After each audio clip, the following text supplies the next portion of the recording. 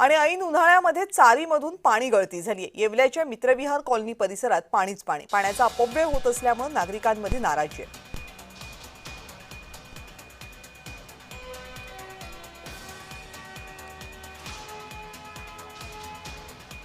पालखेड डावा कालव्याला आवर्तन सुरू असून या आवर्तनाद्वारे विविध चाऱ्यांना देखील पाणी सोडण्यात आलेलं आहे। आपण बघितलं तर येवला शहरातील मित्रविहार कॉलनी परिसरातून ही चारी जात असून या चारीला अक्षरशः आता मोठ्या प्रमाणात गळती लागलेली आहे। मोठ्या प्रमाणात पाण्याची देखील गळती होत आहे। आपण बघितलं तर या ठिकाणी अनेक रहिवासी राहतात, मात्र या अक्षरशः या पाण्यातून या नागरिकांना ये जा करण्याची वेळ येते। एकीकडे बघितलं तर तालुक्यात अनेक गावांना देखील टँकर सुरू झालेले, मात्र ऐन उन्हाळ्यामध्ये अशी पाण्याची गळती होत असल्याने नक्कीच मोठा गंभीर प्रश्न निर्माण झाला आहे।